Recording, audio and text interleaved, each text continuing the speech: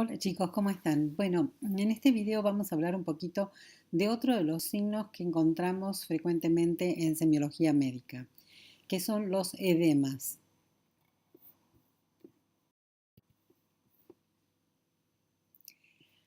Normalmente nosotros cuando tenemos un tejido edematoso decimos que es un tejido que tiene una gran hinchazón, principalmente los tejidos blandos, y esto se debe a la acumulación de líquido en el compartimento intersticial.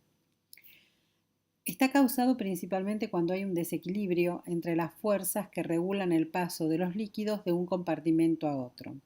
Normalmente, dentro de los capilares sanguíneos, nosotros vamos a tener lo que se llama la presión oncótica. La presión oncótica es la presión que ejercen las proteínas de atraer el agua o los líquidos adentro del capilar. Dentro del capilar, donde tenemos la sangre, por supuesto, contamos con la albúmina, que es la principal proteína de la sangre y que ejerce una presión oncótica importante que retiene el líquido dentro de los capilares. Hay otra presión que es la presión hidrostática.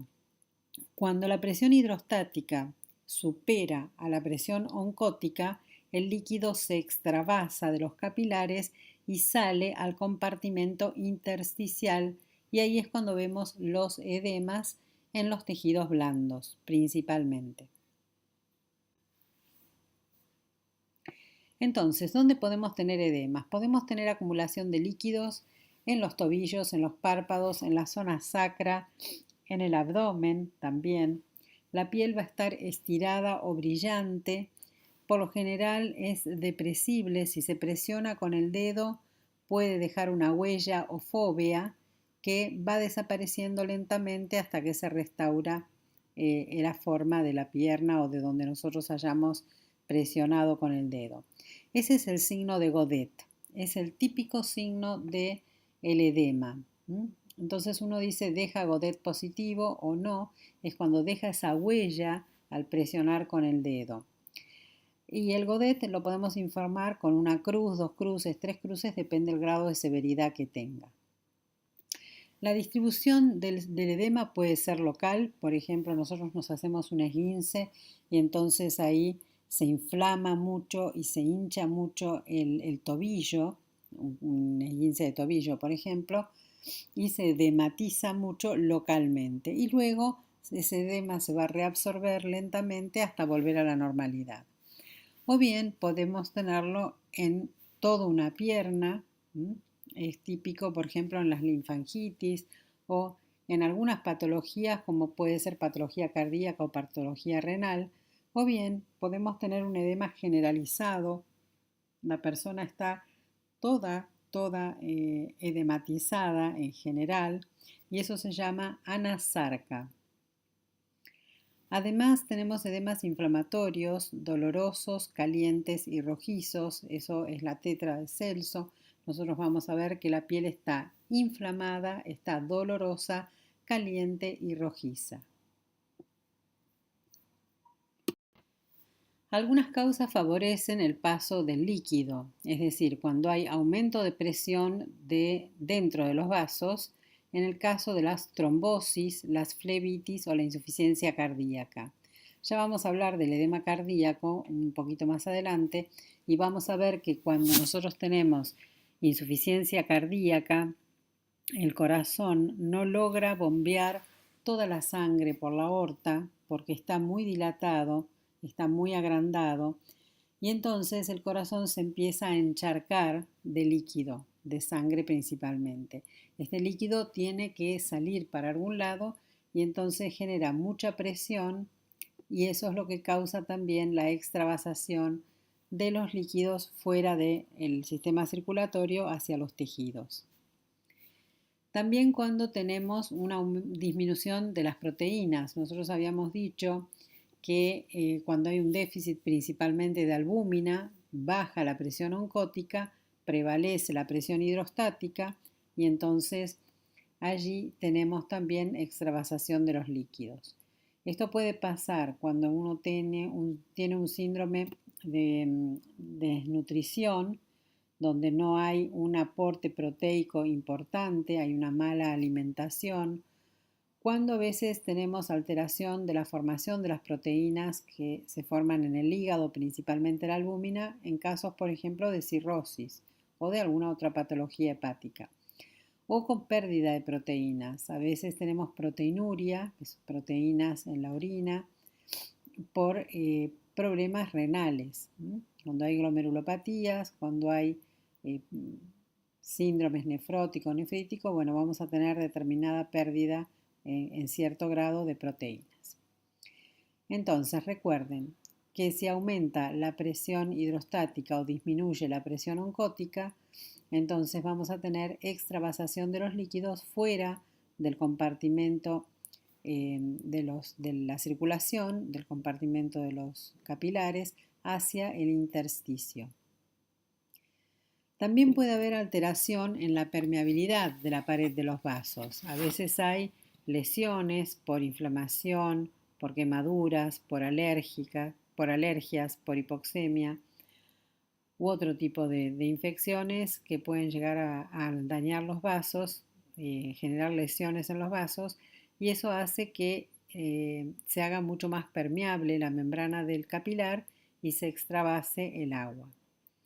Otra razón puede ser la obstrucción de los vasos linfáticos. Recuerden que los vasos linfáticos, la linfa tiene una función depuradora, ¿sí? La linfa siempre el sistema linfático va a evitar que nosotros tengamos estos edemas. Cuando a veces están obstruidos los vasos del sistema linfático, se pueden producir todos los edemas generalizados principalmente. Y después, por supuesto, siempre podemos tener una combinación de todos estos factores que estuvimos mencionando recién. Esto con respecto a lo que es la fisiopatología de la formación de los edemas. Podemos tener edemas, por ejemplo, en extremidades inferiores. Puede ser que estén ambos miembros inferiores comprometidos o que haya solamente uno. También podemos tenerlo en los brazos, puede ser que estén ambos miembros comprometidos o solamente un brazo.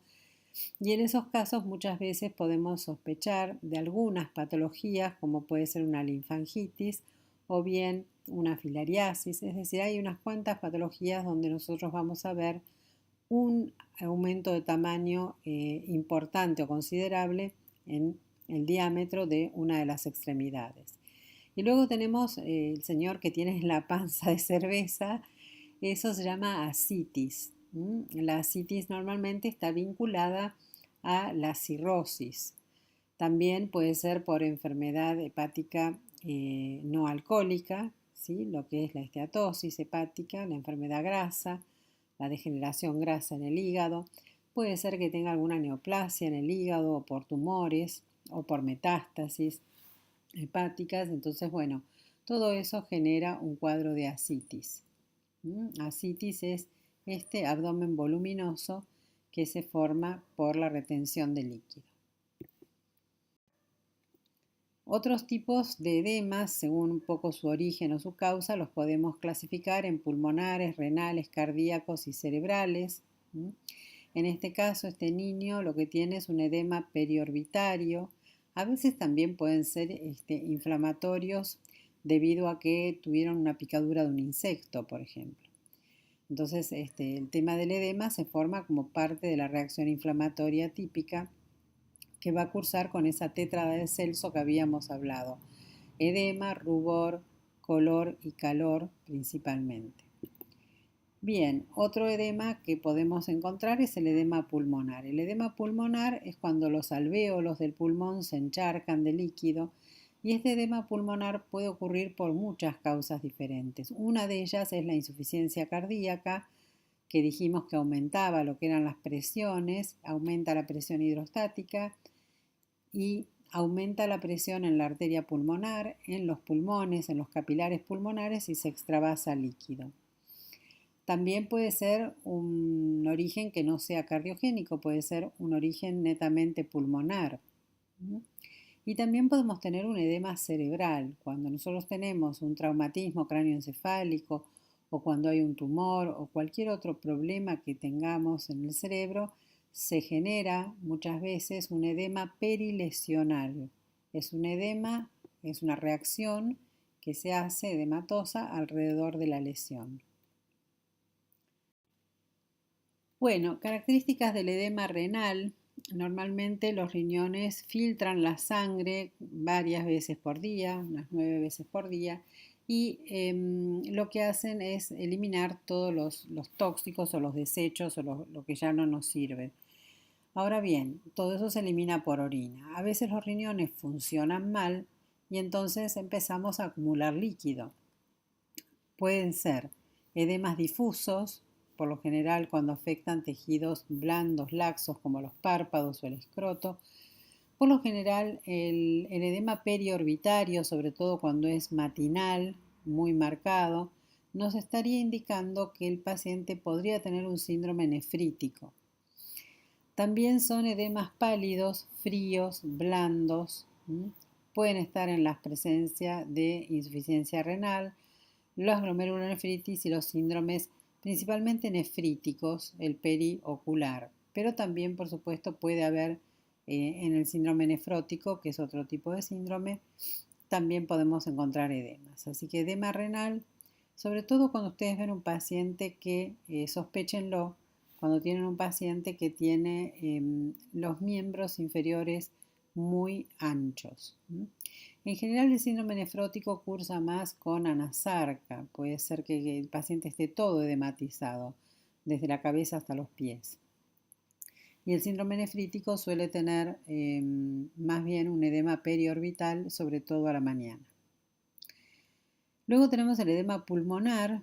El edema pulmonar va a estar acompañado de disnea, que es la dificultad respiratoria, porque yo tengo todos los alvéolos que van a estar ocupados con cierto contenido líquido que no deberían estar. Entonces eso me va a causar disnea, que es la dificultad respiratoria. Y probablemente si es un edema pulmonar de origen cardiogénico, puede ser que tengamos una expectoración asalmonada. La persona puede tener dificultad para hablar justamente por la disnea. El origen puede ser cardiogénico como no. Puede ser que tenga una hemorragia alveolar, por ejemplo, o un edema de pulmón por ascenso. Cuando las personas suben en altura y no están acostumbradas, en la montaña, por ejemplo, podemos generar un edema de pulmón. Hay muchas causas, pero bueno, esas son algunas de las causas que podemos ver. Y también algunas enfermedades como es la insuficiencia cardíaca congestiva, las neumonías en general, la hipertensión, la obesidad, todas son causas de edema pulmonar. Y acá tenemos una fotito de lo que es el edema cardíaco, principalmente del lado derecho. Por supuesto, con insuficiencia cardíaca izquierda también vamos a tener edemas, pero sobre todo del lado derecho, porque del lado derecho del corazón, ustedes recuerden que llegan las venas cavas, y si yo ya tengo todo el corazón muy congestionado, toda esa sangre va a haber como una rémora, se va a volver hacia atrás y va a encharcar el resto del cuerpo. Entonces, es muy probable que nosotros tengamos ascitis o que tengamos las piernas los edemas de miembros inferiores, las piernas muy hinchadas. Además de ingurgitación yugular, fatiga, hepatomegalia y otras características. En la mujer son comunes los edemas en las piernas debido a lo que es la insuficiencia venosa. Ustedes saben que la sangre sale por la aorta del lado izquierdo del corazón a toda la circulación general y retorna por las venas cavas gracias a que nosotros tenemos un aparato valvular en las piernas que impulsa la sangre hacia arriba. A veces hay insuficiencia de este aparato valvular e insuficiencia venosa general y se empiezan a formar edemas en las piernas. Ahí en lo que vemos aquí en la imagen, en la foto, precisamente es el signo de Godet positivo. Fíjense que presiona con un dedo y como hay edema queda la marca. Esto después con el correr de los minutos se vuelve a la normalidad, pero bueno, eso es Godet positivo. Predisposición hormonal en las mujeres, por supuesto todo lo que tiene que ver con el ciclo menstrual y la menarca y la menopausia. y en las embarazadas porque tienen ya de por sí un estado de hipervolemia, es decir, la embarazada ya de por sí tiene una sobrecarga de líquido importante. Diagnóstico lo hacemos con la semiología general del paciente, sobre todo si vemos que está acompañado de algún otro problema de causa renal, de causa pulmonar, de causa cardíaca. Con una muy buena anamnesis vamos a consultarle al paciente. A veces puede ser que el paciente notemos que es un paciente hipertenso porque come con mucha sal. La sal retiene el agua también. O el estilo de vida, puede ser que sea un paciente muy sedentario, que no haga nada de ejercicio físico, que no camine. Hacemos un examen físico, indagamos acerca de enfermedades previas, vemos si tiene signo de Godet, sobre todo en lo que es miembros inferiores. Podemos preguntar acerca de la diuresis y del hábito intestinal, es decir, si el paciente es un paciente constipado o si es un paciente que es oligoanúrico, que no orina mucho o no mueve el intestino mucho. Y por supuesto, si se trata de pacientes renales o cardiovasculares o pacientes que tengan patologías pulmonares, eso es muy importante a la hora de definir qué tipo de edema vamos a tener. Muy bien, consejos para prevenir los edemas. Esto ya nos vamos un poquito de lo que es la semiología en sí, pero es bueno para decirle al paciente, primero, las medidas higiénico-dietéticas y medidas posturales, ¿sí? Principalmente hay personas que comen con mucha sal o que son de tener una dieta deficiente en proteínas, o tenemos pacientes alcohólicos que van a hacer una cirrosis, o bien pacientes que consumen muchas grasas y muchos hidratos de carbono y tienen un hígado graso, o que tienen sobrepeso, o que también tienen una mala postura. ¿Sí? Hay personas que están todo el día trabajando sentadas frente a un escritorio o a una computadora y están encorvadas con toda la presión sobre el abdomen. Entonces, evitar el sobrepeso y practicar deporte. Evitar también las fuentes de calor. El calor tiende a vasodilatar y toda esta vasodilatación es bastante mala en el sentido de que empieza a extravasarse el líquido. Ustedes van a ver que hay muchas personas que en verano se hinchan mucho en general. Refrescar las piernas con baños de agua fría. Se puede poner sal gruesa o sal marina en el agua porque recuerden que la sal hace retención de líquidos hacia donde está la sal. Si yo en este caso la sal la tengo afuera del cuerpo, va a sacar el líquido del cuerpo, va a ayudarlo. Evitar el estreñimiento o constipación. No usar ropa ajustada. También en el caso de las mujeres, usar tacos que sean medianos, ni muy altos ni chatitas. Levantar ligeramente los pies de la cama. Pueden tener una leve, digamos, diferencia entre lo que es la altura de la cama a nivel de los pies, a nivel de los pies y de la cabecera. ¿Sí? Siempre a favor de los pies para que favorezcamos todo lo que es el retorno venoso. Se pueden hacer masajes en las piernas, sobre todo masajes linfáticos, hidratar muy bien la piel y usar medias de compresión. El tema de las medias de compresión es muy útil principalmente en los viajes, si uno tiene que hacer viajes largos, donde va a estar sentado muchas horas, porque hacen también una medida de tromboprofilaxis y evitan la formación de trombos. Muy bien, muchas gracias, hasta luego.